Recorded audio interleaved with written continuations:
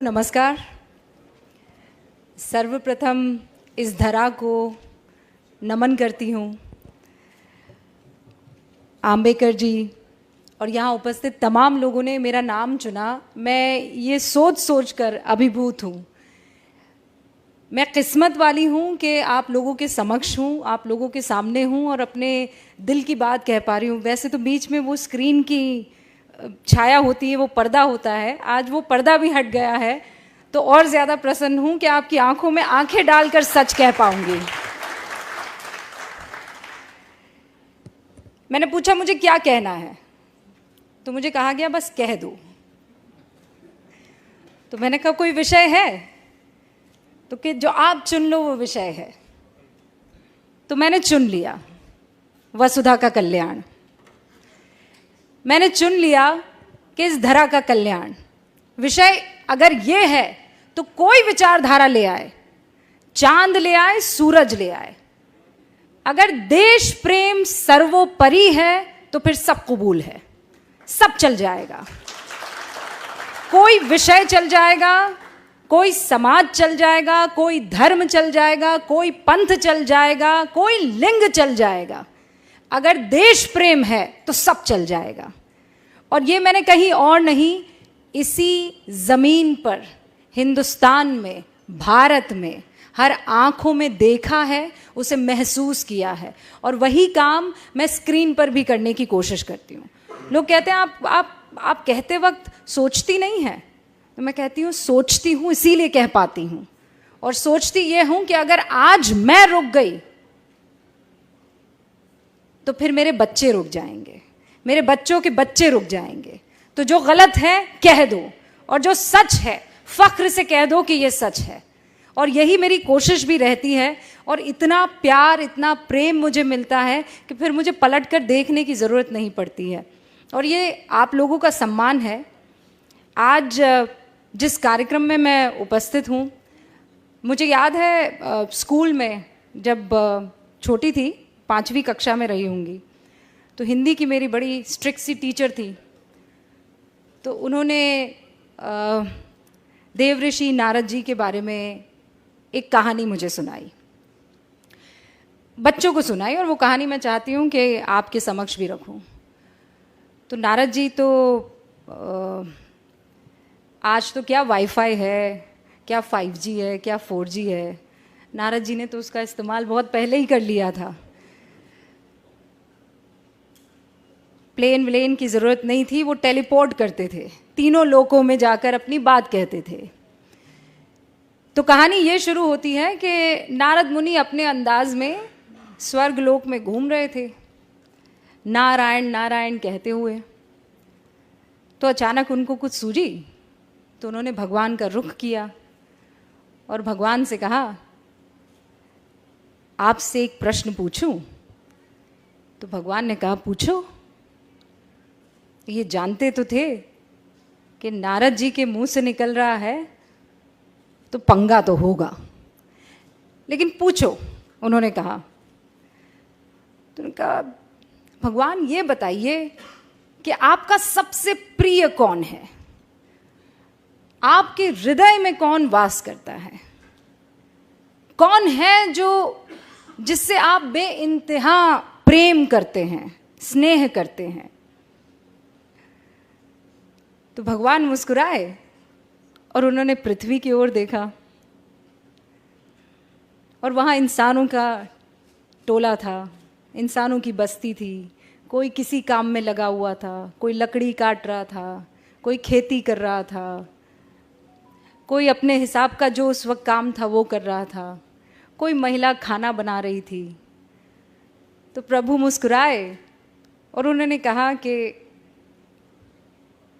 ये मेरे दिल में वास करते हैं, इनसे मुझे बड़ा स्नेह है। तो नारद जी को बड़ा गुस्सा आया। तो उन्होंने कहा कि आप मनुष्य की बात कर रहे हैं? तो प्रभु मुस्कुराए और प्रभु ने कहा, मनुष्य की बात कर रहा हूँ। तो उन्होंने कहा, अरे नारायण नारायण मैं करता फिरता हूँ, ऐसा कोई पल, ऐसा कोई वक्त नहीं गुजरता कि मेरे मुख से नारायण नारायण ना निकले। और आपको प्रसन्न करता है मनुष्य, आपको पसंद आता है मनुष्य, आपका स्नेह मनुष्य से। तो प्रभु फिर मुस्कुराए, उनकी अपनी लीला। उन्होंने कहा कि इस मनुष्य को मैं छोड़ दूंगा, तुम बस ये मेरा जो इम्तिहान है उसे पास कर लो। तो नारद जी ने बोला, ऐसा कौन सा इम्तिहान है कि मैं पास ना कर पाऊं? प्रभु आप कहिए, करना क्या है? तो प्रभु ने देव ऋषि को कटोरा दिया बड़ा सा, और उसे एकदम एज तक दूध में भर दिया। और प्रभु ने कहा कि अब इसे तुम तीनों लोकों में लेकर घूमो, पर ध्यान रहे एक बूंद दूध की नीचे ना गिरने पाए। तो देव ऋषि ने कहा कि अरे ये क्या बड़ी बात हो गई, ये तो मैं चुटकियों में कर दूंगा। तो उन्होंने कहा फिर मिलते हैं। और नारद मुनि जी कटोरा थामे, दूध से भरा लबालब, तीनों लोकों का भ्रमण करके आ गए। प्रभु के सामने पहुंचे, प्रभु मुस्कुराए, कहा लौट आए? तो नारद जी ने तानी हुई भुओं के साथ कहा, प्रभु लौट आया, एक भी बूंद ना गिरी? तो उन्होंने कहा ना, एक भी बूंद किसी लोक में ना गिरी। कहा ये तो बहुत ही गजब हो गया, इस बीच तुम मेरा नाम लेना कैसे भूल गए? तो उन्होंने माथा पकड़ा, उन्होंने कहा प्रभु ये तो बड़ी गलती हो गई, मैं सोच रहा था कि दूध ना गिरने पाए, मेरा तो सारा ध्यान दूध के कटोरे पर था, नारायण तो मुख से निकला नहीं। तो प्रभु फिर मुस्कुराए और प्रभु ने कहा इसीलिए मुझे मनुष्य पसंद है। वो जिंदगी की हर तकलीफ से जूझता रहता है, वो हर मुश्किल से हर रोज गुजरता है,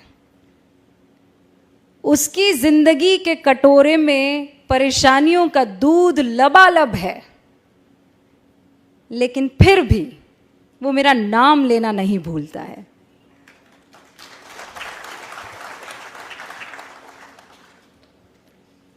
तो देव ऋषि भी मुस्कुराए, हाथ जोड़े और कहा प्रभु की लीला अपरंपार है, नारायण नारायण, और मनुष्य भी कमाल है। तो आज जब मैं दिल्ली से यहाँ का सफ़र कर रही थी, तो एक बार फिर से देव ऋषि नारद मुनि मेरी आंखों के सामने थे, मेरा बचपन मेरे सामने था, और वो बुजुर्ग हिंदी की टीचर जो इसी अंदाज में कहानी कह रही थी, और मुझे लगता है इससे बेहतर कह रही थी वो, और मैं टकटकी लगाए उन्हें सुन रही थी और ये जानने की कोशिश कर रही थी कि कौन बेहतर होगा, मनुष्य के देव ऋषि नारद मुनि। लेकिन प्रभु की लीला, अब इसे आप कट्टू जोड़ दीजिए पत्रकारिता में। हाँ, हमें करप्शन उजागर करना है, देश की नीतियों पर, तमाम तरीके की राजनीति पर, हर तरीके की कवरेज करनी है, क्राइम भी हो रहा है, महिलाओं के उत्थान की बात करनी है, समाज के कल्याण की बात करनी है। तो ये कटोरे में दूध है, लेकिन क्या इस बीच मैं इस धरा के कल्याण को भूल जाऊंगी? वो भी मुझे ध्यान रखना है। और एक पत्रकारिता का उसूल हमें सिखाया गया था, सत्यम शिवम सुंदरम। लेकिन सत्य हमेशा सुंदर हो ये जरूरी नहीं है। और जिस दिन मेरे पत्रकार बंधुओं ने ये समझ लिया, ये जान लिया कि सत्य कड़वा होता है और उसे पीना भी सीखो और उसे पिलाना भी सीखो। कई बार ये दुखी कर सकता है, लेकिन अगर सत्य को अपनाएंगे नहीं तो फिर आगे बढ़ नहीं पाएंगे। वो कहते हैं या तो आप इस तरफ आ जाती हैं या इस तरफ आ जाती हैं, कोई ग्रे एरिया भी छोड़ दीजिए। लेकिन जब आप धरा की बात करते हैं तो वहाँ कोई ग्रे एरिया छूटता नहीं है, फिर तो सच होता है या झूठ होता है।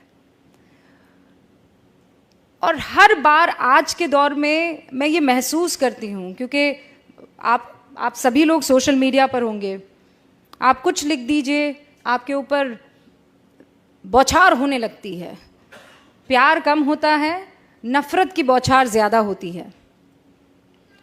तो क्या वो आपको कुछ कहने से रोक देगा? ये आपको तय करना है। क्या उन गालियों से आप सत्य सामने रखना छोड़ देंगे? ये आपको तय करना है।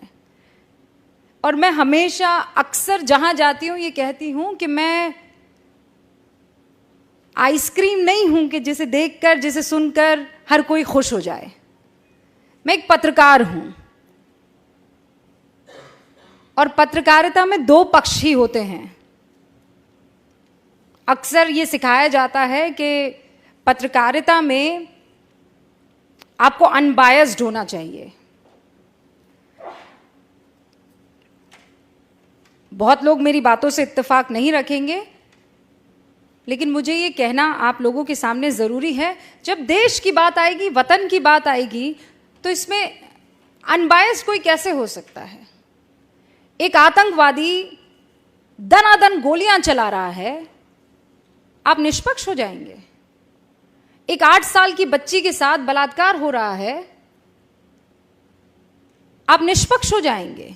आपको पक्ष तो लेना होगा ना। या आप जो कहते हैं कि इन मसलों पर निष्पक्षता चाहिए, इन मसलों पर निष्पक्षता कैसे हो सकती है? जब वतन की, जब धरा की, जब लोकतंत्र की, जब हिंदुस्तान की, जब भारत की बात आती है, तो इसमें निष्पक्षता कैसे हो सकती है? कोई माई का लाल मुझे बता दे कि नहीं, निष्पक्षता के नाम पर वो हिंदुस्तान को एक तरफ कर देगा और वो दूसरी तरफ खड़ा हो जाएगा। तो ऐसे में अगर कोई कह दे कि आप निष्पक्ष नहीं हैं, तो मुझे कबूल है। अगर हिंदुस्तान के साथ खड़े रहना, उसके मूल्यों के साथ खड़े रहना, उसके लोकतंत्र के साथ खड़े रहना निष्पक्षता नहीं है, तो मुझे कबूल है। और उन तमाम पत्रकार बंधुओं से ये बात मैं बहुत साफ तौर पर कह देना चाहती हूं कि जिस दिन आप बेझिझक, बगैर किसी डर के, बेखौफ होकर अपनी बात रखने लगेंगे, तो फिर आपको तालियों की दरकार नहीं रहेंगी। फिर मुख से दुआएं ही निकलेंगी, आशीर्वाद ही निकलेगा। और फिर आपको ये नहीं सोचना पड़ेगा कि मैं जाऊंगा तो 4 लोग मेरे लिए तालियां बजाएंगे कि नहीं बजाएंगे। उन तालियों की दरकार मत रखिए। बाहर से लोग क्या कहते हैं वो मत सोचिए। ये सोचिए कि इस वक्त इस जमीन को किस चीज की जरूरत है। इस जमीन को निडरता की जरूरत है, इंस्पेक्शन की जरूरत है, आत्मचिंतन की और मंथन की जरूरत है। और फिर मैं कह रही हूं, कोई विचारधारा हो ना, किसी को चांद पसंद है, कोई ना, किसी को सूरज पसंद है, कोई ना, पर है तो धरा ही के ना, है तो धरती ही के। और जब तक वो धरती में सम्मिलित है, वो चांद हो कि सूरज हो, वो हमारे हैं और हम उनके साथ खड़े हैं। अपनी बात को मैं यहीं विराम देती हूं, लेकिन इस उम्मीद के साथ कि मेरे जैसी उन तमाम आवाज़ों को आपका आशीर्वाद हमेशा मिलता रहेगा। और जब तक आपका आशीर्वाद रहेगा, जब तक हिंदुस्तान की जनता की आंखों में जो ऐसी चमक मैं देख पा रही हूं, चमक रहेगी, हिंदुस्तान को विश्व गुरु बनने से फिर कोई नहीं रोक सकता है। एक बार फिर से आप सभी का बहुत बहुत शुक्रिया। और मुझे बहुत खुशी हुई आप सबके बीच में आकर अपनी बात रखने की। ऐसा लग रहा था जैसे मैं नहीं, दो मन आपस में बात कर रहे हो, दिल से दिल तक एक बात पहुंची हो। बहुत बहुत शुक्रिया आप सभी का।